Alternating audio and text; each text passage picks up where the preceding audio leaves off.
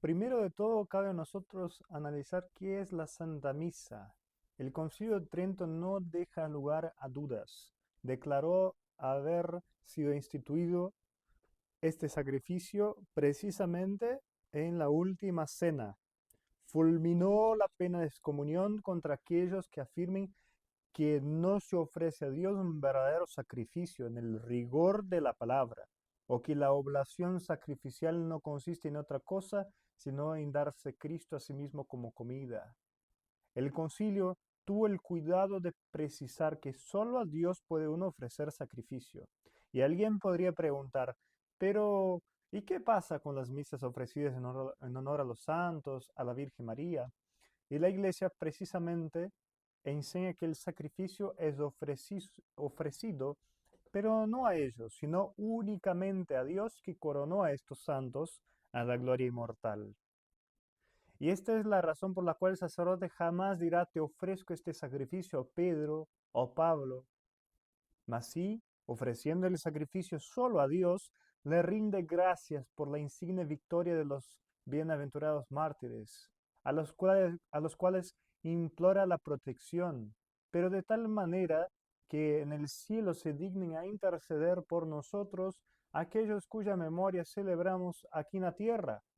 Esta última parte que digo precisamente es la oración del ofertorio en el Ordo Misse. Así dice, en el cielo se dignen a interceder por nosotros aquellos cuya memoria celebramos aquí en la tierra. Y aquí debemos distinguir, antes de dar una definición más precisa, entre lo que es sacramento y lo que es sacrificio. El sacramento es consumado por la consagración que hace el sacerdote. El sacrificio tiene toda su razón de ser en el hecho de ofrecer. Por eso, cuando conservado las hostias, las especies en el copón o llevada a un enfermo, la Eucaristía tiene el carácter de sacramento, no de sacrificio. En cuanto sacramento, torna-se causa de mérito para quien recibe la divina hostia y le confiere sus frutos espirituales, obviamente. Pero en cuanto sacrificio, tiene la virtud no solo de merecer, como también de satisfacer. Así como nuestro Señor Jesucristo mereció y satisfizo por nuestras culpas en su pasión, de la misma forma, pero de manera incruenta, los que ofrecen este sacrificio por el cual se pone en comunión con nosotros, como dice la iglesia, merecen los frutos de la pasión de nuestro Señor. Los méritos, ¿m? Merecen los frutos de la pasión de nuestro Señor, los méritos, y prestan satisfacción. Ahora bien, ¿quién y cuándo fue instituido este sacrificio? Lo instituyó nuestro Señor Jesucristo. ¿Cuándo? En la última cena. Y dice el mismo Catecismo de Trento lo siguiente: lo que la Iglesia enseña acerca de este sacrificio como dogma de fe fue sacado de las palabras de nuestro Señor Jesucristo cuando en aquella última noche confió a sus apóstoles los propios ministerios sagrados y les dijo, haced esto en memoria mía. Los protestantes, los anglicanos, los episcopalianos en América rechazan este dogma de fe. Ellos niegan que haya ninguna acción imolativa o sacrificial y por lo mismo ninguna presencia real, mientras que nosotros, los católicos, veneramos las sagradas especies después de la consagración de la misa.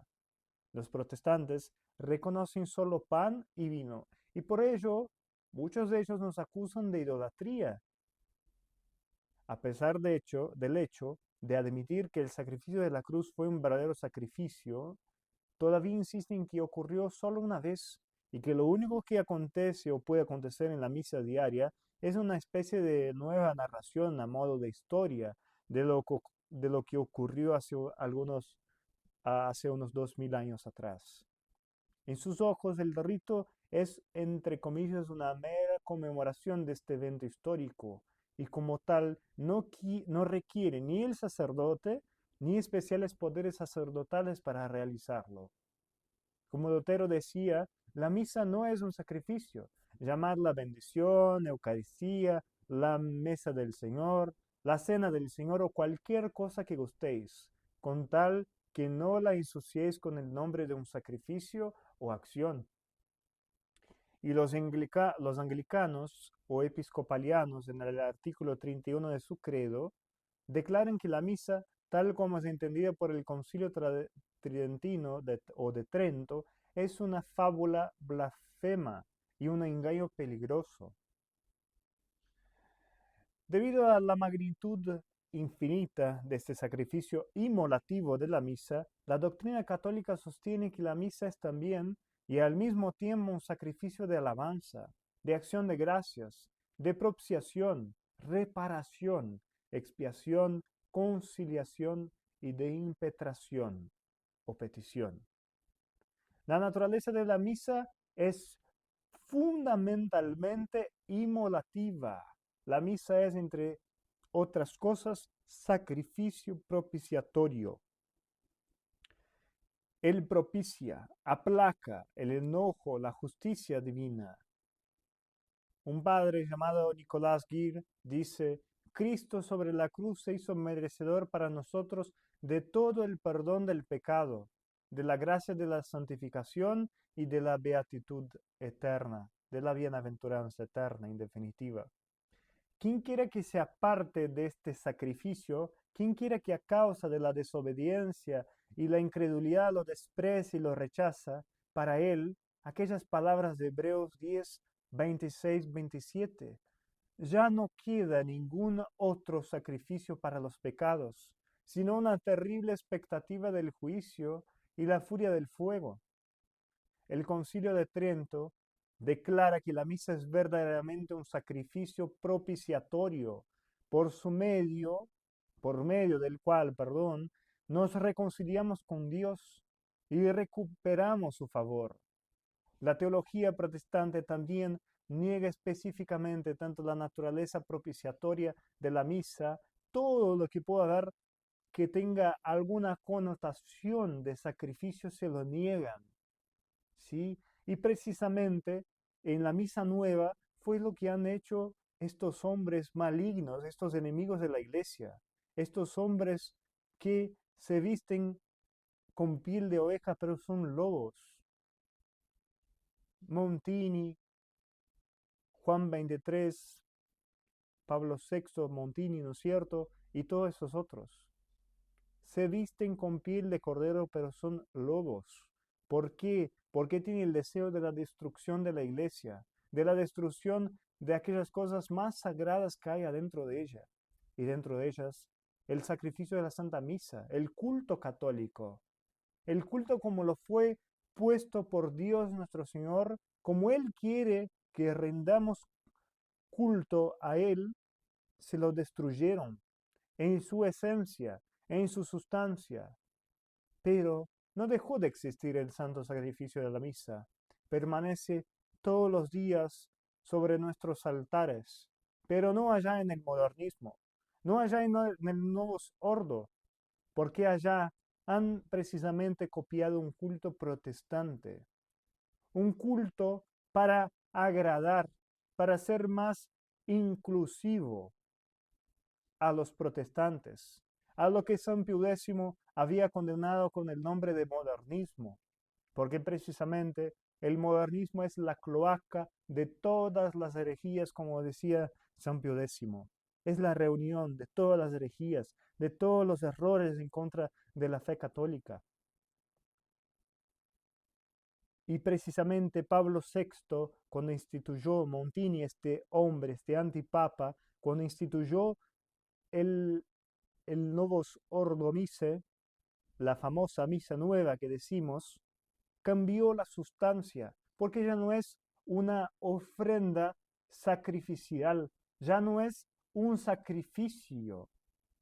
De hecho, aquello que vemos externamente revela lo más interno de lo que ellos ven como es la misa de ellos y lo que es la verdadera misa. Porque precisamente en la verdadera misa, en el santo sacrificio de nuestro Señor Jesucristo, el sacerdote no está de espaldas al pueblo, no está de espalda a su feligresía, está de frente, como capitán que es de aquel pueblo, está de frente para Dios, de frente para el sagrario.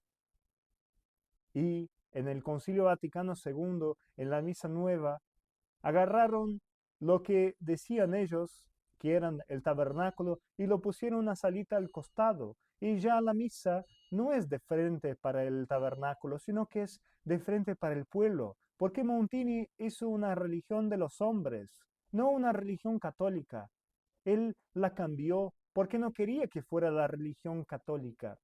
Quería que fuera una religión para el hombre, a donde fuera abierta las puertas para todos los tipos de hombres posibles. Y hoy vemos no como el que se dice León XIV, que de León no tiene nada, pero ese susodicho León XIV, que su nombre de pila es, no sé si pronuncio bien, pero es Prevost, este hombre es simplemente la continuación de lo que Bergoglio, Francisco, lo que muchos decían que era la frutilla simplemente del Concilio Vaticano II, él continúa esa famosa iglesia sinodal. Ya no es la iglesia católica. Ellos la quisieron destruir, aunque no la pueden destruir, aunque apenas, podemos decir, la eclipsaron.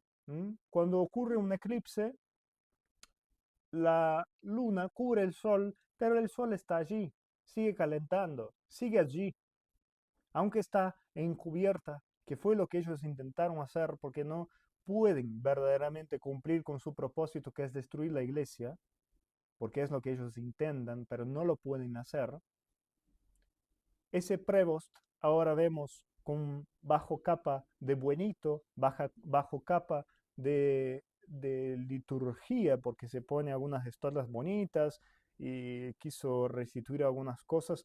Y mientras tanto eso, y que se lo llevó hace unos pocos días a la fraternidad entera para hacer una procesión allá, todos los conservadores, los líneas medias contentos, mira que ahora sí tenemos un, entre comillas, un papa de la tradición, como si un verdadero papa pudiera ser de la tradición o no ser de la tradición. Precisamente estos hombres no son papas, no son verdaderos pastores, porque no llevan al cielo, no llevan los fieles al cielo, no enseñan la verdadera fe, no enseñan la verdadera moral católica, son lobos vestidos de cordero, así lo son. Y vemos a este Prevost, ese León XIV, entre comillas, después de una semana o 2 semanas de haber hecho tal procesión allá para la fraternidad, o ellos hecho en Roma, lo que sea, pero con aval de León XIV, ahora vemos también con aval, no sé cómo fue o no fue, pero lo hicieron, ¿sí? Una procesión LGBT adentro del Vaticano, allá. Y ahí, ¿qué decimos? ¿Qué decir de este hombre que sale con sus capas bonitas, con sus estolas bonitas, y que a cada tanto habla una palabra y otra que en latín, y que reza el Regina Cheli, y lo llaman papa, a un hombre que bajo su protección permite lo que es las llamadas movimientos LGBT. Cuando un verdadero papa debe condenar estas cosas, porque un verdadero papa lleva a su feligresía para el cielo. Cuando un verdadero papa precisamente predica la doctrina católica, perenne, siempre única, que no puede cambiar, jamás puede cambiar la doctrina católica, ni en sus artículos y ni precisamente en la expresión de la fe que es el culto católico, en el sacrificio de la misa. Y no basta con que algunos conservadores simplemente, bueno, para hacer una especie de revolución voy a rezar la misa en latín, aunque aquel que está ya sentado en el trono de San Pedro, aunque sea un impostor, me lo diga que no pudo hacerlo, o que me dé un indulto para hacerlo, como si yo precisamente tuviera que tener un permiso para decir aquello que es lo principal, como si yo tuviera que tener un permiso para rezar la oración más expresiva que más da gloria a Dios nuestro Señor Jesucristo. Y ahí vemos precisamente en lo manifestativo lo que es esta religión del hombre. Están preocupadas de ser inclusivas para los protestantes, para los budistas, para los mahometanos, para todos esos, pero no están preocupados con tu salvación, con la mía. Ellos lo que quieren es la destrucción de la iglesia. Y ese es el plan masónico. Precisamente eso es lo que la masonería es lo que ella misma dice de sí misma, que ¿cuál es el fin de la masonería? La destrucción de la iglesia. Y dicen ellos, la destrucción del papado y de la monarquía, del plan religioso y del plan político. Lo que ellos quieren es introducirse adentro de los dos y lo han logrado introducirse adentro de los dos, aunque no lo pueden destruir la iglesia, porque la promesa de nuestro Señor Jesucristo es precisamente que las puertas del infierno no prevalecerán en contra de ella. ¿Sí?